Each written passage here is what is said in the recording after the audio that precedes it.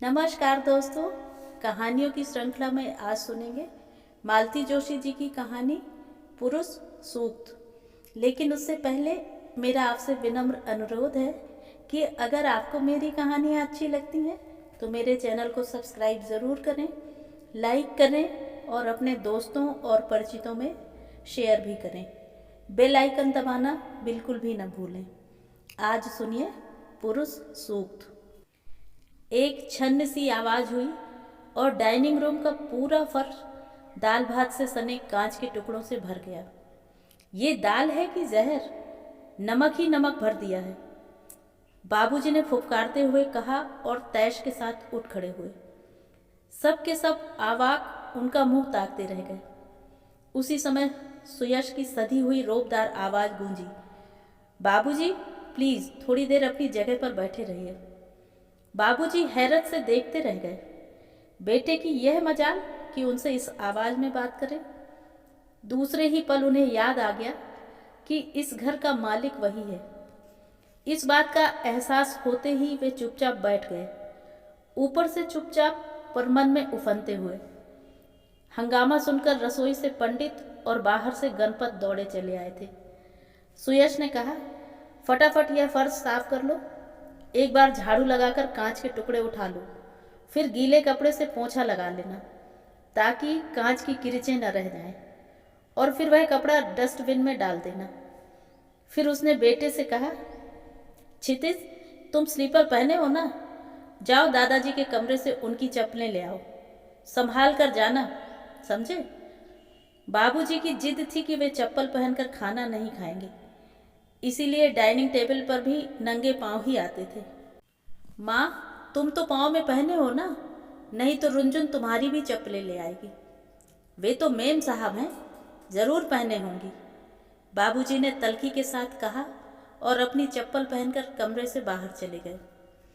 खाने का एक तरह से सत्यानाश ही हो गया था।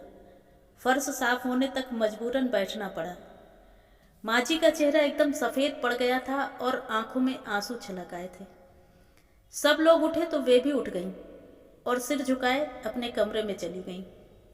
पंडित जरा बच्चों को ठीक से खिला देना, सुयश ने कहा और अपने कमरे में चला गया। पीछे पीछे रेवा भी कमरे में आते हुए बोली, इतना अच्छा प्लान बनाया था मैंने आज कि मॉल में घूम लेंगे, फिर वहीं कुछ खा पी कर लौटेंगे, पर बाबूजी साथ चलने को राजी नहीं हुए तो माँ जी ने भी वहाँ जाने से मना कर दिया। बच्चे बेचारे इतने बोर हुए, उनका तो सारा इंटरेस्ट फूड कोर्ट में ही रहता है, और घर आकर ये तमाशा हो गया। सच कहना, दाल में क्या इतना ज़्यादा नमक था? क्या पता, मैं तो अभी चख भी नहीं पाया था। और वैसे इस कोड का दाल के नमक से कुछ लेना देना नहीं है। मतलब माँ बाबूजी की चाकरी छोड़कर तुम्हारे साथ मॉल घूमने गई थी ना, फिर तो यह होना ही था। देखो तुम्हारे पास कोई स्टील का सेट हो तो निकाल लो, नहीं तो तुम्हारे सारे डिनर सेट बेमेल हो जाएंगे। क्या बात कर रहे हैं? सच कह रहा हूँ, बचपन से ही देखता आया हूँ ना। चावल में कंकड़ निकल आए तो, सब्जी में बाल नजर आ जाए तो, दाल में नमक मिर्च तेज हो जाए तो, शामत तो थाली की ही आती थी। आप लोग कुछ नहीं कहते थे। हमारी मजाल थी तब कुछ कहने की।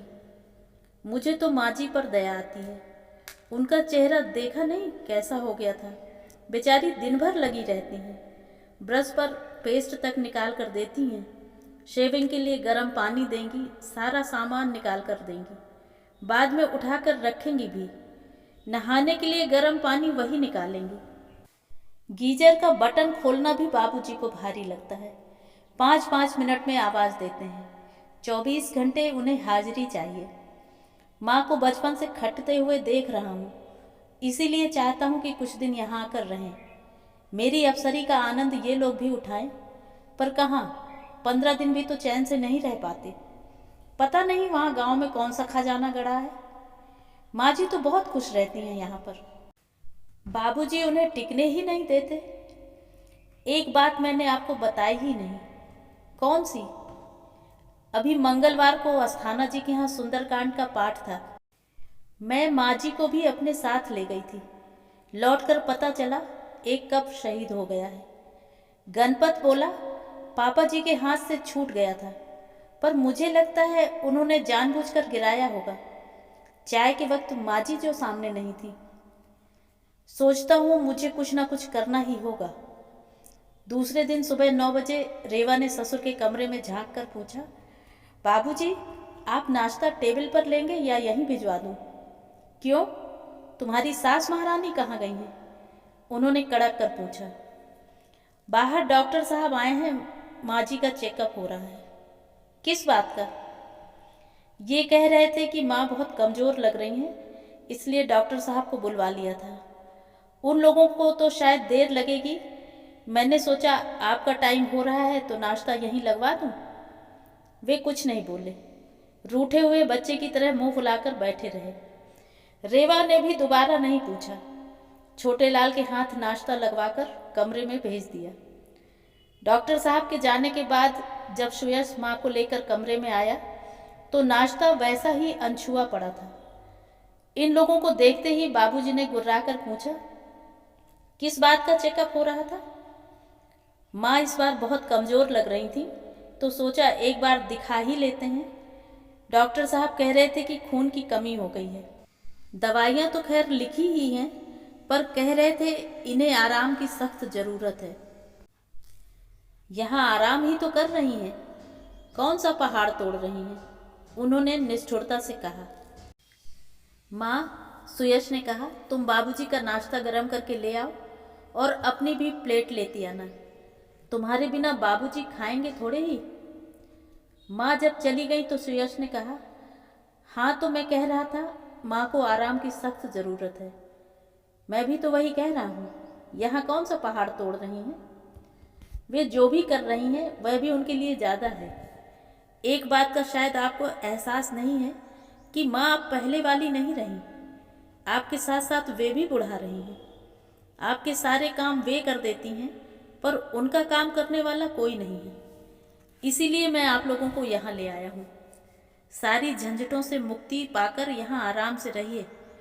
मैं छोटे लाल को आपकी सेवा में लगा देता हूँ, वह आपके सारे काम कर देगा। माँ दिन भर कमरे में लेटी रहीं। बाबूजी दिन भर असहज बने रहे। उसमें पत्नी के प्रति चिंता कितनी थी और नाराजगी कितनी, यह जानना कठिन था। दूसरे दिन से माँ का चिकित्सा अभियान विधिवत शुरू हो गया। उसी अनुपात में बाबूजी की चिड़चिड़ाहट भी जारी रहती। छोटे लाल का एक भी काम उन्हें रास नहीं आता। बेचारा दिन भर उनसे झिड़कियाँ खाता। सुयश ने एक आध बार कहा भी कि बाबूजी ये गांव के लड़के नहीं हैं कि उल्टा सीधा कुछ भी सुन लेंगे। यहाँ नौकरों चाकरों से भी इज्जत से बात करनी पड़ती है, गाली गलौज तो बिल्कुल भी नहीं। शहर में शायद बाप को बेइज्जत करना जायज़ है, वे कसैले स्वर में कहते तो सुयश चुप रह जाता। कभी पत्नी को ठीक ठाक कपड़े पहनने देख लेते तो उनका पारा चढ़ जाता।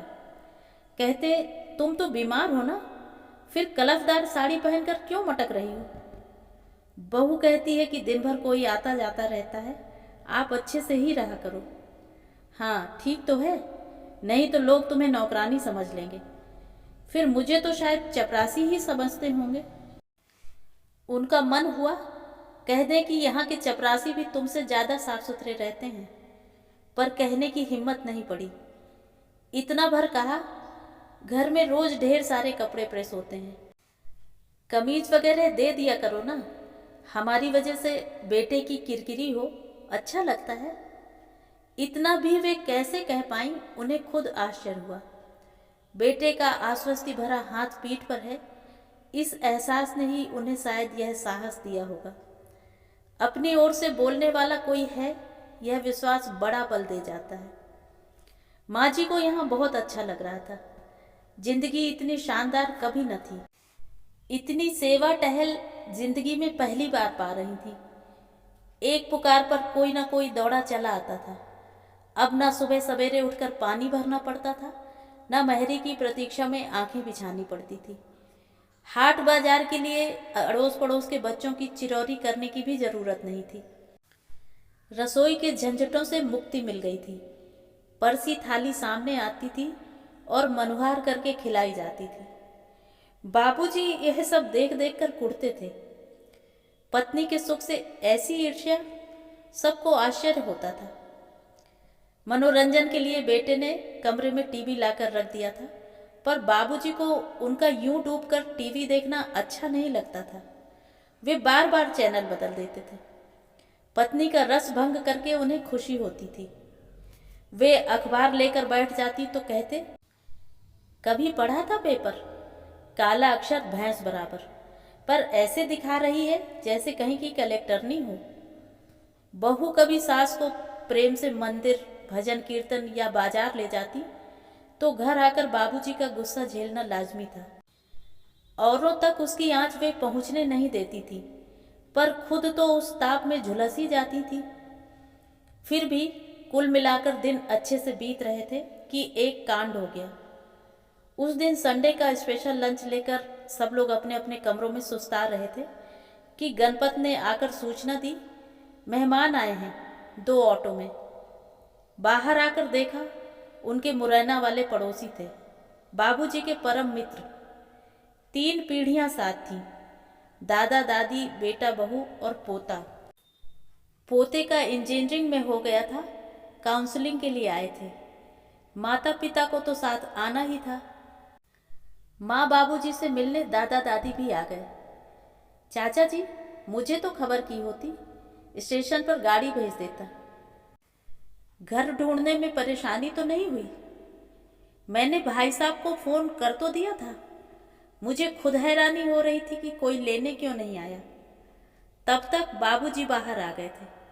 सुयश ने पूछा, बाबूजी आपको पता था ना कि ये लोग आने वाले हैं, तो घर पर बताना तो था। भूल गया, आप बता देते तो मैं खुद स्टेशन चला जाता। पता है वे लोग कितना परेशान हुए हैं। भोपाल में घर ढूंढना कोई आसान काम है। कह तो दिया कि भूल गया, अब क्या फांसी चढ़ाओगे? रेवा ने पति को इशारे से बरस दिया कि अब कुछ ना बोले, बेकार मेहमानों के सामने तमाशा होगा। वह भीतर आकर चाय की तैयारी में जुट गई। उस घर की बहू भी पीछे पीछे चली आई। उसने बताया कि वे लोग खाना भी खाएंगे, क्योंकि बाबूजी ने ताकीद कर दी थी कि खाना घर पर ही खाना। गाड़ी लेट हो गई थी, फिर भी पापा जी ने बाहर से खाना लेने नहीं दिया। बोले इतने लोगों का खाना बर्बाद होगा। रेवा समझ तो गई कि बाबूजी ने यह सब जानबूझकर किया है, पर वह वक्त गुस्सा करने का नहीं था। उसने शांत भाव से कहा, आप लोग चाय पीकर फ्रेश हो ले, तब तक खाना बन जाता है। उसने फटाफट दाल चावल का कुकर चढ़ाया, गणपत से आटा गुंदवा कर रख लिया। फिर होटल में फ़ोन करके 3 सब्जियां, रायता और एक मीठा मंगवा लिया। खाने की मेज इतनी सजी हुई थी कि मेहमान प्रसन्न हो गए। अरे वाह, इतनी से देर में इतना सब कुछ! बाबूजी का माथा ठनका। सब घर पर ही बनाया है या बाहर से मंगाया है? सुयश ने खा जाने वाली नज़रों से देखा तो बोले, भाभी जी बाहर का खाती नहीं है ना, इसीलिए पूछ रहा हूँ। मेहमान बुजुर्गवार ने कहा, भाई साहब जब से 4 धाम की यात्रा की है, सारा परहेज छूट गया है। उन्होंने विषय का वहीं पटाक्षेप कर दिया। गरम फुलके परोसती हुई रेवा ने भी राहत की सांस ली। मेहमान 3 दिन रहे, बड़े प्रसन्न रहे। जाते हुए आशीष दे गए। यहाँ की खातिरदारी से वे लोग अभिभूत थे, और यह सच भी था। सुयश और रेवा ने कोई कसर नहीं छोड़ी थी। सुयश ने एक गाड़ी और ड्राइवर उन्हें दे दिया था। रेवा ने एक व्रत उनके नाम कर दिया था। सुयश ने उन्हें बाहर की सैर भी करा दी थी। घर में रेवा ने अपनी पाक कला के जौहर दिखा दिए थे। मेहमानों को खुश तो होना ही था। वे बार बार माँ बाबूजी से कह रहे थे, आप दोनों तो जैसे स्वर्ग में रह रहे हैं, यहीं बने रहिए। बाबूजी को इतनी ज़्यादा प्रशंसा हजम नहीं हो रही थी। जाते हुए उन्होंने डिठौना लगा ही दिया। माफ़ कीजिए, उस दिन आप लोगों को होटल का खाना खाना पड़ा, पर क्या करूं, गलती मेरी ही थी, मैं ही बताना भूल गया था। सुयश ने सुना और खून का घूंट पीकर रह गया। शाम को दफ्तर से लौटते हुए सुयश ने कहा, बाबूजी आपने यह चश्मा कब बनवाया था? याद नहीं, 5-6 साल तो हो ही गए होंगे। क्यों? इतना गैप ठीक नहीं। सोच रहा था आप यहाँ आए हैं तो एक बार आंखें टेस्ट करवा ली जाए। प्रस्ताव इतना आकस्मिक था कि बाबूजी को मना करने का कोई बहाना ही न मिला। सुयश उन्हें डॉक्टर के यहाँ ले गया, आंखें टेस्ट करवाकर नया नंबर लिया, फिर चश्मे की दुकान पर जाकर फ्रेम पसंद किया और ऑर्डर लिखवाया। लौटते समय उन्हें इधर उधर घुमाते हुए दर्शनीय स्थलों की जानकारी देता रहा। वे उदासीन भाव से सुनते रहे। एकाएक सुयश ने कहा, बाबूजी, बुरा न माने तो एक बात कहूँ? कहो। हमने किसी की बात का बुरा मानना अरसे से छोड़ दिया है, उन्होंने कसैले स्वर में कहा। उत्तर हतोत्साहित करने वाला था। शायद उन्हें अंदाजा हो गया था कि सुयश क्या कहने वाला है, इसीलिए उन्होंने यह रुख अपनाया था। सुयश ने फिर और भूमिका नहीं बांधी और ताबड़तोड़ कह ही डाला, उन लोगों के जाते समय वह होटल वाली बात उठाने की क्या जरूरत थी? वे लोग तो शायद उस बात को भूल ही चुके थे, पर आपने फिर से याद दिला दी। इस बात को न वे भूलेंगे और न मैं भूल पाऊंगा, क्योंकि घर आए मेहमान को बाहर का खाना खिलाने की हमारी परंपरा नहीं है। बाबूजी खासे तैश में थे। बाबूजी, अव्वल तो गलती आप ही की थी और इसे आपने स्वीकार भी किया है। आप तो जानते हैं कि रविवार शाम पंडित की छुट्टी होती है, फिर भी रेवा से जितना बन पड़ा उसने किया।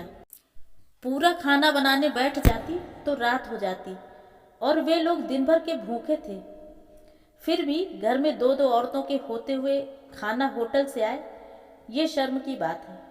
बाबूजी अपनी जिद पर अड़े थे। मैं होता तो आधी रात को भी कान पकड़कर उठाता और 10 लोगों का खाना बनवाता। मैं मानता हूँ आप बिल्कुल ऐसा कर सकते हैं, करते ही आ रहे हैं, पर मैं ऐसा नहीं कर सकता, क्योंकि पत्नी मेरे पाँव की जूती नहीं है, वह घर की लक्ष्मी है। ये क्यों नहीं कहता कि बीबी से डरता है, जोरू का गुलाम हो गया है तू। पत्नी की इज्जत करना अगर गुलामी है तो मैं गुलाम ही सही, और बाप की इज्जत करना कब सीखोगे? सुयश ने कोई जवाब नहीं दिया और गाड़ी घर की ओर मोड़ दी। अच्छा ही हुआ जो ड्राइवर साथ नहीं था, नहीं तो आज का यह संवाद कल पूरे दफ्तर में ब्रॉडकास्ट हो जाता। सुयश तो अपनी बात कह चुका था, पर बाबूजी अभी भी फनफना रहे थे। मुझे मालूम है तुम लोग मुझे सिर्फ माँ की खातिर झेल रहे हो, तो इतना एहसान करने की कोई ज़रूरत नहीं। अपनी माँ को जितनी मर्जी हो रख लो, पर मेरा टिकट बनवा दो, मैं वापस घर जाऊंगा। आप तो ऐसा कहेंगे ही, क्योंकि आप पक्का जानते हैं कि माँ आपको अकेले जाने नहीं देंगी। वैसे आप चिंता ना करें, आप दोनों का टिकट बनवा रखा है, क्योंकि आजकल समय पर दिक्कत होती है। माँ यहाँ बहुत खुश हैं, उन्हें आराम मिल रहा है, वे बहू की सेवा पा रही हैं, बच्चों में उनका मन रमा रहता है। तो निश्चित था कि आपसे यह सब देखा नहीं जाएगा और आप घर जाने की जिद मचाएंगे, इसीलिए मैंने पहले से टिकट का इंतजाम कर रखा था। बाबूजी फटी फटी आंखों से उसे देखते रह गए। सुयश ने ठीक ही कहा था, माँ किसी तरह रहने को राजी नहीं हुई। बोली, इतने दिन तक सेवा की है, अब चौथेपन में अजस क्यों लूं? अपने रहते तो मैं उनकी शान में कोई कमी नहीं आने दूंगी। अब बाद में जो भी हो। हम पर विश्वास नहीं है क्या? सुयश ने हंसकर कहा और सजल नेत्रों से माता पिता को विदा किया। उस रात मन बहुत उदास था। कितना चाहता हूँ माँ को कम से कम इस उम्र में थोड़ा सुकून, थोड़ा आराम मिले, पर बाबूजी, लेकिन बाबूजी ऐसा क्यों करते हैं? वे यहाँ आराम से क्यों नहीं रहते? यहाँ उन्हें क्या तकलीफ है? उनकी तकलीफ तुम नहीं समझोगी। बाबूजी हमेशा से बड़े दुर्दांत रहे हैं, पर उम्र के साथ उनकी पकड़ ढीली पड़ती जा रही है। हर कोई उनसे छिटक कर दूर चला गया है। एक माँ ही रह गई हैं जिन पर वे रोब गांठ सकते हैं, अपनी सत्ता चला सकते हैं, इसलिए वे माँ को कसकर पकड़े रखना चाहते हैं। चाहता हूँ कि माँ कुछ दिन तो सुख से रहें, अपनी मर्जी से अपनी जिंदगी जिएं, पर इनके रहते तो वह संभव ही नहीं है। छी, कैसी बातें सोच रहे हैं आप? रेवा ने एकदम से झिड़क दिया। तो सुयस शक पका गया। आपको क्या लगता है माँ उस हालत में खुश रह सकेंगी? कतई नहीं। अब तो उनका अलग से कोई अस्तित्व ही नहीं रह गया है। उनके लिए जिंदगी का एकमात्र अर्थ बाबूजी की सेवा ही है। उसके बिना तो वे जी ही नहीं पाएंगी। आप उस तरह की कोई बात मत सोचो प्लीज़। सॉरी, सुयस ने कहा और करवट बदलकर लेट गया। नींद आने का तो सवाल ही नहीं था। रेवा का भी शायद यही हाल था, क्योंकि कुछ देर बाद उसने कंधे पर उसका हल्का सा स्पर्श अनुभव किया और फिर अंधेरे में उसकी आवाज़ उभरी, सुनिए, मेरे मन में अभी अभी एक बात आई है। अगर कभी हमें बाबूजी को अकेले झेलना पड़ गया तो हम कर तो पाएंगे ना? प्रश्न सचमुच विचारणीय था। तो ये थी कहानी। कहानी आपको कैसी लगी कमेंट करके ज़रूर बताएं।